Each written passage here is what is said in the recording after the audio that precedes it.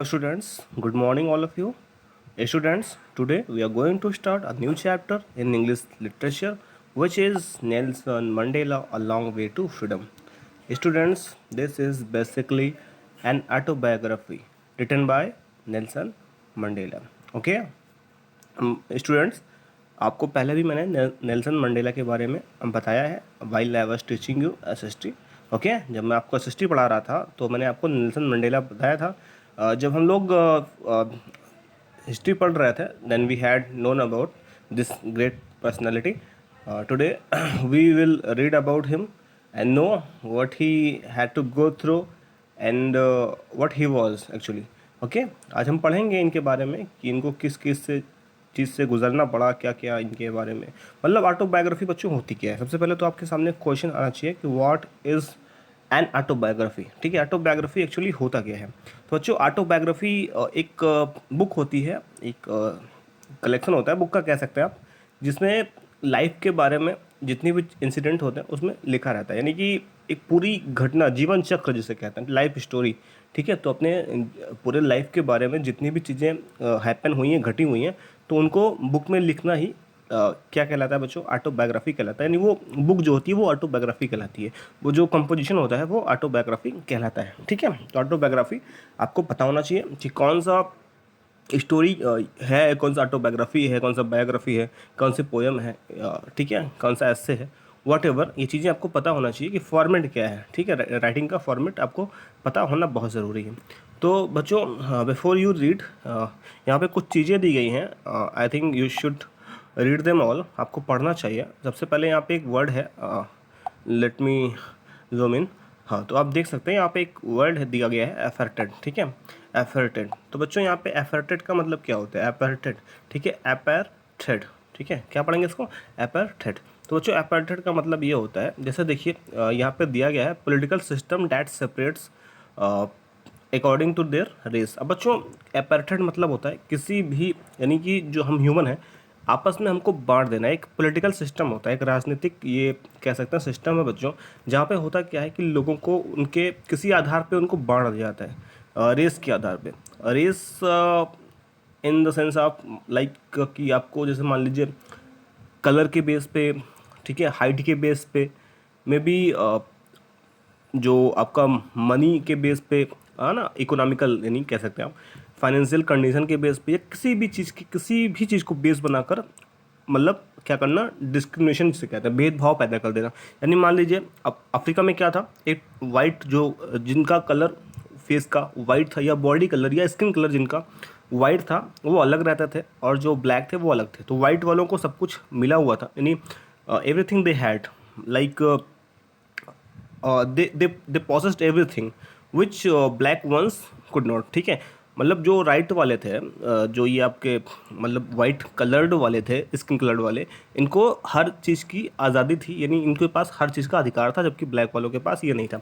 तो बच्चों ये जो सिस्टम होता है ये अफर्टेड कहलाता है। तो इसमें से आपका क्वेश्चन पहले ही दिया गया कि इन 3 कंट्री में से, देखिए 3 कंट्रीज़ का नेम है, USA, south Africa and Australia. इनमें से किस कंट्री में अभी हाल फिलहाल में अफर्टेड का जो सिचुएशन है वो सामने आई है, ये आपको बताना है। बच्चों, आपने क्या कभी नेल्सन मंडेला के बारे में सुना है?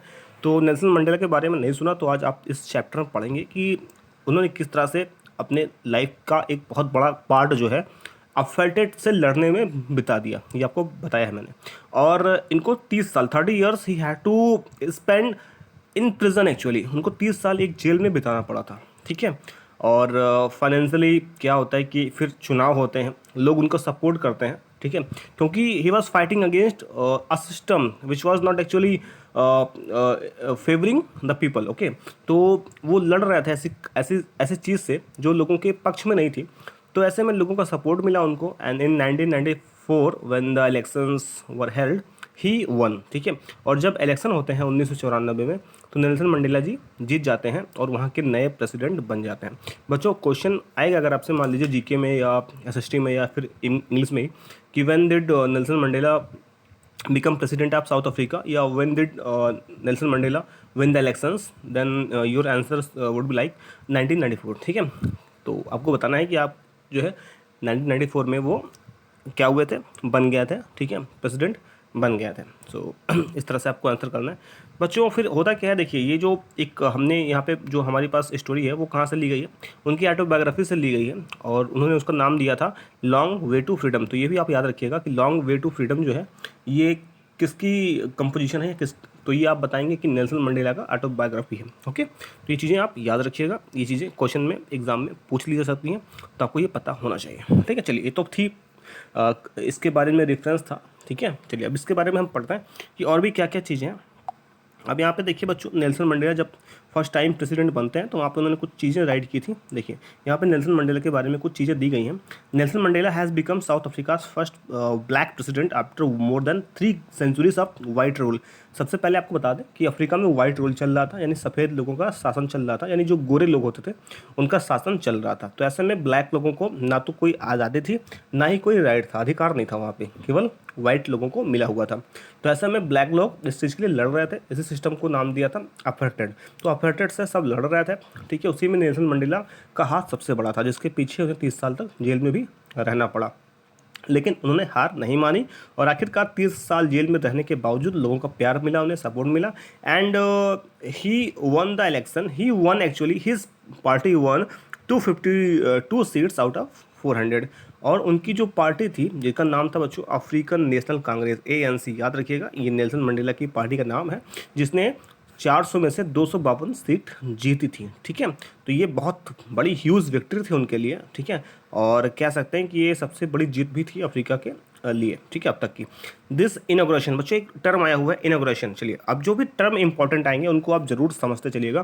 देखिए बच्चों, इनॉग्रेशन मतलब क्या होता है, इनॉग्रेशन। तो बच्चों इनॉग्रेशन मतलब होता है किसी चीज़ का उद्घाटन कह सकते हैं, या शुरुआत, जो जब किसी चीज़ की शुरुआत की जाती है तो जो समारोह, जो सेरेमनी की जाती है उसको बोलते हैं इनॉग्रेशन सेरेमनी। ठीक है, जैसे आप शॉप वगैरह खोलते हैं कोई, तो उद्घाटन समारोह होता है, दैट इज़ कॉल्ड इनॉग्रेशन। किसी भी चीज़ को शुरू करने का, जो आरंभ करने का जो समारोह होता है, आरंभ समारोह, that is called inauguration ceremony. ठीक है, तो बच्चों क्या होता है कि वहाँ पे जो है, यहाँ पे उसके बाद देखिए बच्चों एक बिल्डिंग होती है, वहाँ पे जो इनॉग्रेशन सेरेमनी होती है उसको हेल्ड किया जाता है, उसको अटेंड किया जाता है वहाँ पे। और वो कहाँ पर होता है बच्चों सेरेमनी, ये देखिए एम्पी थिएटर, एक और टर्म आता है एम्पी थिएटर। ये सारे टर्म इंपॉर्टेंट हैं, इसको आप याद रखिएगा। एम्पी थिएटर, एम्पी थिएटर क्या होता है बच्चों, अब थिएटर मतलब क्या होता है, एम्पी थिएटर से पहले आप थिएटर समझ लीजिए। थिएटर मतलब होता है ऐसी जगह, हॉल, जहाँ पे कई लोग एक साथ बैठे हों और कुछ प्रोग्राम वहाँ पे हो रहा हो। ऐसा कोई रूम या हॉल जहाँ पे कई लोग एक साथ बैठे हों और किसी प्रोग्राम को, मतलब प्रोग्राम ऑपरेट हो रहा हो वहाँ पर और ऑडियंस वहाँ पर हो। ठीक है, तो अब कह सकते हैं कि जहाँ पर एक रूम हो जहाँ पर बहुत सारे लोग बैठे हों, ऑडियंस हो और वहाँ पे कुछ प्रोग्राम चल रहा हो, तो that room is known as theatre. और फिर यहाँ पे टर्म है बच्चों, यहाँ पे टर्म क्या दिया गया है, एम्पी थिएटर। यहाँ पे टर्म है एम्पी थिएटर। तो एम्पी थिएटर का मतलब होता है ऐसा थिएटर जिस पे रूफ नहीं होती, छत नहीं होती, खुला होता है वो। तो दैट हॉल या that room is called amphi theatre. ठीक है, तो आप ये याद रखिएगा। तो बच्चों जो इनॉग्रेशन सेरेमनी हुई वो कहाँ पर हुई, एक बिल्डिंग में हुई, एम्पी थिएटर में हुई, जो कि प्रिटोरिया साउथ अफ्रीका की कैपिटल है, तो वहाँ पे हुई। ठीक है, और उसमें कितने लोग आए थे बच्चों, वहाँ पे देखिए एक और टर्म आता है बच्चों, यहाँ पे देखिए डिग्निटरीज। ये सारे टर्म आप याद रखिएगा, जितने टर्म मैं आपको बता रहा हूँ इंपॉर्टेंट है। डिग्निटरी मतलब होता है बच्चों ऐसे लोग, ठीक है, who holds high position in society, ऐसे लोग जो उच्च स्थान को कवर करते हैं, नहीं, जो जिनके पास बहुत पावर होती है, यानी बड़े लोग, जिसे हम लोग कहते हैं बड़े लोग। ठीक है, जिनके जो उच्च स्तर पर विराजमान होते हैं, जैसे कि मान लीजिए कोई बड़ा अधिकारी, ठीक है, या फिर बड़े लेवल के लोग, उनको बोलते हैं डिग्निटरीज। ये आप वर्ड याद रखिएगा, डिग्निटरी मतलब होता है बड़े लोग। ठीक है ना, बड़े लोग आप समझ रहे होंगे मतलब क्या है मेरे कहने का, यानी जो बड़े लोग होते हैं, जो बड़े किसी पोजीशन पे होते हैं, तो उनको डिग्निटरी कहते हैं और प्लूरल फॉर्म में डिग्निटरीज कहते हैं। तो 140 से ज़्यादा देशों से लोग आए हुए थे, जिसमें से पॉलिटिशियन भी थे, कुछ डिग्निटरीज भी थे। ठीक है, और फिर नेल्सन मंडेला साहब लिखते हैं कि आज के बाद कभी भी क्या होगा साउथ अफ्रीका में, इस समारोह के बाद, इस शपथ समारोह के बाद, या इस जो भी आज सेरेमनी होने वाली है, इसके बाद क्या होगा, कोई भी यहाँ पे एक दूसरे पे ऑपरेशन नहीं करेगा। बच्चों ऑपरेशन मतलब क्या होता है ये भी मैंने आपको बताया है, ऑपरेस या ऑपरेशन, ऑपरेस वर्ब है और ऑपरेशन नाउन। ठीक है, तो ऑपरेशन कह रहे हैं आज के बाद इस ब्यूटीफुल लैंड पे, beautiful land means south Africa की ज़मीन पे अब कोई भी एक दूसरे पे ऑपरेशन नहीं करेगा या फिर ऑपरेशन उसको एक्सपीरियंस नहीं करना पड़ेगा, यानी people will not have to experience the operation, ठीक है। लोगों को ऑपरेशन का अनुभव नहीं करना पड़ेगा बच्चों। ऑपरेशन मतलब क्या होता है, या ऑपरेशन मतलब होता है तो अत्याचार, ठीक है, उत्पीड़न, तो उत्पीड़न नहीं सहना पड़ेगा आप। तो यहाँ पे ये नेल्सन मंडेला साहब लिखते हैं कि अब आज के बाद जब ये सेरेमनी हो जाएगी और इसके बाद हमारी सरकार बन जाएगी, तो अब लोगों को यहाँ पर अत्याचार नहीं सहना पड़ेगा। पहले ऑपरेशन होता था किस पे, यानी जो वाइट लोग थे वो ब्लैक्स पे किया करते थे, बट आज के बाद ऐसा नहीं होने वाला है क्योंकि अब सब मिलजुल कर रहने वाले हैं, ठीक है। तो ये चीज़ कौन बोलता है, ये नेल्सन मंडेला कहते हैं अपने एड्रेस में, ठीक है, अपनी स्पीच में ये बात रखते हैं। ऑलराइट, चलिए अब देखिए जुबलियंट। अब देखिए एक और टर्म आता है बच्चों, जुबलियंट, ठीक है। क्या पढ़ेंगे उसको, जुबलियंट मतलब होता है बहुत कह सकते हैं आप खुशहाल, यानी ठीक है, अच्छा कह सकते हैं, जो मन को प्रफुल्लित कर दे, इसका मतलब होता है प्रफुल्लित, ठीक है, यानी जो आपके मन को खुशी दे दे, दैट इज कॉल्ड जुबलियंट, ठीक है। तो jubilant scenes on the street of Pretoria followed the ceremony. अब जो प्रिटोरिया की जो गलियां थी वहाँ पर चारों तरफ क्या हुआ, ब्लैक है, वाइट है, कलर्ड, यानी कि जो रंग बिरंगे लोग हैं वो सारे लोग एक साथ खुशियाँ मनाते हुए देखे जा सकते थे, ठीक है। चारों तरफ से खुशियाँ मनाते हुए लोगों की तस्वीरें सामने दिखाई पड़ रही थी। मोर देन 1 लाख, ठीक है, यहाँ पे देखिए, यहाँ पे 1 लाख से ज़्यादा लोग साउथ अफ्रीका में, चाहे वो आदमी हो, औरत हो, बच्चे हों, सारे खुशी से गाना गा रहे थे और डांस कर रहे थे, क्योंकि अब वहाँ पे अपार्थाइड खत्म हो चुका था।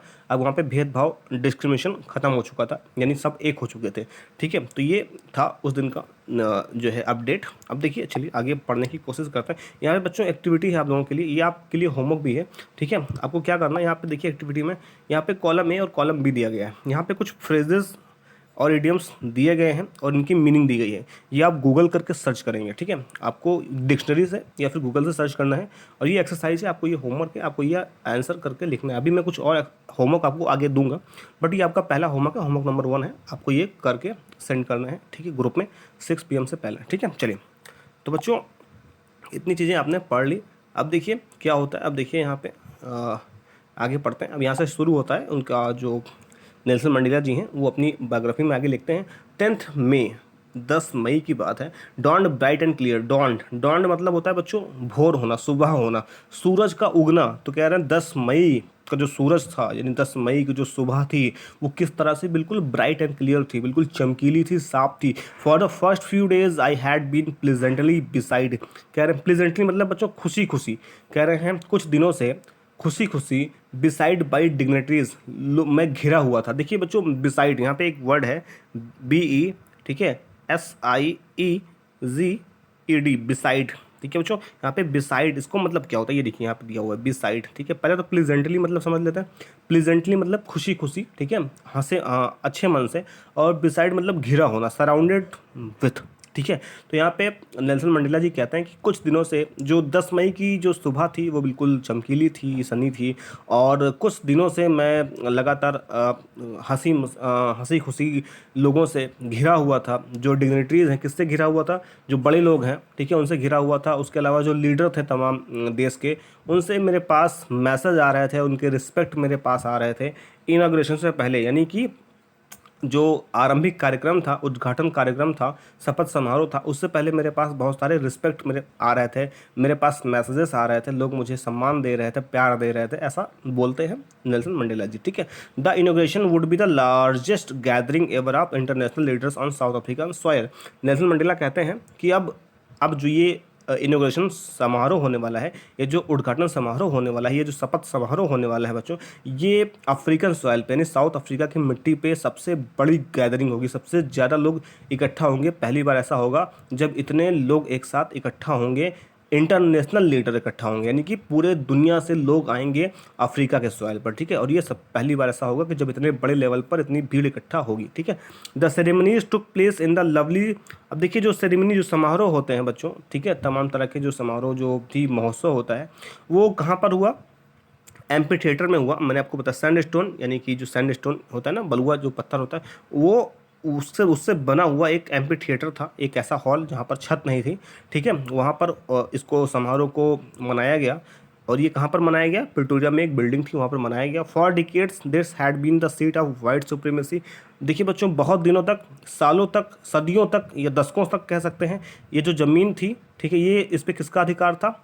गोरे लोगों का अधिकार था। And now it was site of a rainbow gathering of different colours. और अब ऐसा लग रहा था मानो सभी कलर के लोग, यहाँ पे एक मुहावरा है बच्चों, rainbow gathering of different colours and nation, जो आपको यहाँ पर ऊपर मिल जाएगा, जो मैंने आपको दिया है कि इसकी मीनिंग ढूंढिएगा, आपको वहाँ पर भी मिल जाएगा। तो इसकी मीनिंग होती है बच्चों कि एक साथ लोगों का इकट्ठा होना, ठीक है, चाहे जिस कलर के हों, मतलब सब कुछ उनके अंदर, सारे भेदभाव को हटा कर, ठीक है, एक हो जाना। ऐसे सिचुएशन में ऐसा लग रहा था मानो सारे रंग एक साथ मिलकर एक साथ आ चुके हों और रेनबो की तरह दिखाई पड़ रहे हों, अच्छे दिखाई पड़ रहे हों, ठीक है, खुश दिखाई पड़ रहे हों, ऐसा मालूम चल रहा था। और सारे सारे एक साथ मिलकर खुशियाँ मना रहे हैं। खुशियाँ भी किस चीज़ की?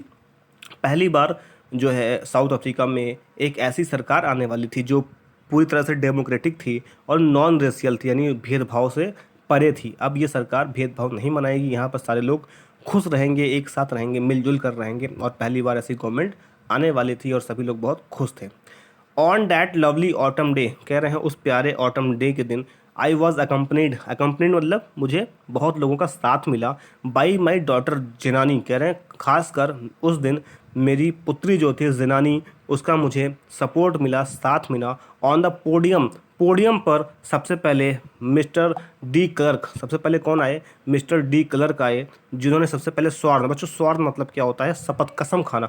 जो मंत्री लोग कसम खाते हैं, शपथ लेते हैं, आपने देखा होगा। तो सबसे पहले किसने शपथ लिया? मिस्टर डी क्लर्क ने सबसे पहले शपथ लिया। और किस रूप में शपथ लिया? वो सेकंड डिप्टी प्रेसिडेंट बने, ठीक है, उपराष्ट्रपति बने, दूसरे उपराष्ट्रपति बने। सबसे पहले मिस्टर डी क्लर्क जिन्होंने शपथ लिया और दूसरे राष्ट्रपति बने। देन उसके बाद कौन शपथ लेने आता है? देन यहाँ पे उसके बाद आते हैं बच्चों थाबो बेकी, ठीक है, थाबो बेकी ने शपथ लिया और वो दूसरे उपराष्ट्रपति यानी सेकंड डिप्टी प्रेसिडेंट के रूप में शपथ लेते हैं। Then it was my turn, अब फिर कहते हैं मंडेला जी कि अब मेरी बारी थी। आई प्लेज, देखिए बच्चों एक वर्ड है प्लेज, यहाँ पे क्या है? PLEDGE, प्लेज मतलब होता है, आप लोग जो मॉर्निंग में प्रेयर में करते हैं प्लेज, ठीक है, इसका मतलब होता है कसम खाना, वादा करना, शपथ लेना कि आज के बाद ऐसा मैं करूँगा, ठीक है, शपथ लिया। तो उन्होंने शपथ ली इस चीज़ की कि वो हर चीज़ का ओबे करेंगे, पालन करेंगे, एंड अपहोल्ड द कॉन्स्टिट्यूशन, और जितनी भी चीज़ें संविधान में लिखी गई हैं उसका पालन करेंगे, and devote myself to the well being of the republic, और ये जो देश है इस पर खुद को न्यौछावर कर देंगे। टू द असेंबल्ड गेस्ट, और जो मेहमान लोग इकट्ठे हुए थे, एंड वाचिंग वर्ड, और सारी दुनिया जो उन्हें देख रही थी, उस पर उन्होंने भाषण दिया। Today all of us do by preserve here, कह रहे हैं आज जितने लोग भी यहाँ पर इकट्ठे हुए हैं, confer glory and hope to newborn liberty, वो सब यहाँ पर क्या मनाने आए हुए हैं? खुशी मनाने आए हुए हैं, एक ऐसी खुशी जो अभी अभी आज़ादी के रूप में पैदा हुई है, ठीक है। Out of the experience of the extraordinary human disaster that hasted too long, कह रहे हैं वो एक ऐसी डिजास्टर, एक ऐसी मानवीय आपदा जो बहुत दिन तक टिकी रही। मानवीय आपदा क्या है बच्चों? यानी गोरे लोगों का जो अधिकार था, जो ब्लैक लोगों पर जो अत्याचार था, ऑपरेशन था, वो दूर हो गया, ठीक है। और ये जो आपदा थी, जो डिजास्टर था, वो जो बहुत दिन तक टिकी रही, आखिरकार ख़त्म हो चुकी है। Must be born a society of which all humanity will be proud, और कह रहे हैं आज ऐसी लिबर्टी, ऐसी आज़ादी का जन्म हुआ है जिस पर मानवता को भी गर्व होगा, यानी हर इंसानियत खुश हो जाएगी। We who were outlaws not so long ago have today been given the rare privilege, कह रहे हैं मंडेला जी कहते हैं हम जिसका पहले कोई अधिकार भी नहीं था, आज उसको बहुत सारा अधिकार मिल चुका है, और आज हम इस मिट्टी पर privilege to be the host of the nation, और कह रहे हैं आज हम इस देश का प्रतिनिधित्व करने जा रहे हैं, ठीक है, इस मिट्टी का रिप्रेजेंट करने जा रहे हैं। We thank all of our distinguished international guest, कह रहे हैं मैं सभी अपने इंटरनेशनल गेस्ट का धन्यवाद अदा करता हूँ, for having come to take possession, यहाँ पर आने के लिए, ठीक है, with the people of country, हमारे देश के लोगों से मिलने के लिए। After all common victory for justice, कह रहे आखिरकार ये जीत सभी के लिए है, ये जीत न्याय की जीत है। फॉर पीस, शांति की जीत है। फॉर ह्यूमन डिग्निटी, इंसान की जीत है। We have at least achieve our political emancipation, ठीक है। देखो एक वर्ड यहाँ पर बच्चों है इमेनिसिपेशन। अब बच्चों इमेनिसिपेशन क्या होता है? छुटकारा, यानी कि मुक्ति पा जाना। कह रहे हैं हमने जो पॉलिटिकल इमेनिसिपेशन था, यानी कि जो मुक्ति है, यानी जो जो हमारे ऊपर अत्याचार किया जा रहा था, जो पॉलिटिकल अत्याचार हो रहा था, उससे हमको आज़ादी मिल गई है, मुक्ति मिल गई है, ठीक है। और हम कसम खाते हैं कि आज के बाद हम जितने भी लोग हैं यहाँ पर जो भी बंधे हुए हैं, किस चीज़ से बंधे हुए हैं बच्चों? पॉवर्टी, गरीबी से बंधे हुए हैं, डिप्रिवेशन यानी कि जिनके पास अलगाव यानी कि जिनको अलग कर दिया गया है सोसाइटी से, उससे बंधे हुए हैं, सफरिंग जो परेशान हैं, बीमार हैं, वो लोग हैं, या फिर जो जेंडर के बेस पर जिनको आज़ादी नहीं मिली है, ऐसे सभी लोग को हम लिबरेट करेंगे। लिबरेट कर क्या मतलब है? छुटकारा दिलाएंगे। एंड अदर डिस्क्रिमिनेशन या उसके अलावा जितने दूसरे भेदभाव आज इस देश में हो रहे हैं, उनसे छुटकारा मैं दिलाऊंगा, ऐसा नेल्सन मंडेला जी कहते हैं।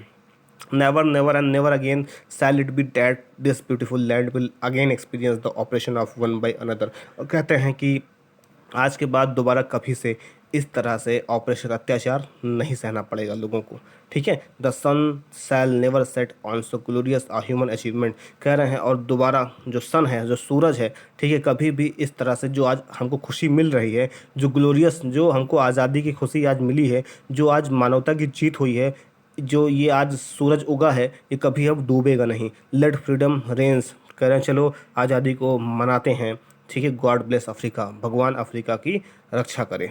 बच्चों, बाकी नेक्स्ट वीडियो में आपको पढ़ाऊंगा। आपका होमवर्क जो मैंने आपको दिया है वो है, उसके अलावा आपका दूसरा होमवर्क ये है कि आपको यहाँ से, मैंने तो जो टर्म बताए ही बताए हैं, आपको उसके अलावा कम से कम 20 टर्म्स यहाँ से ढूंढने हैं, 20 वर्ड ढूंढने हैं जो आप डेली यूज में ला सकते हैं। तो ये आपका सेकंड होमवर्क है। तो आपको 2 होमवर्क दिया है, आप करिएगा, सबमिट कीजिएगा। That is it in today's video. Have a good day. Thank you so much.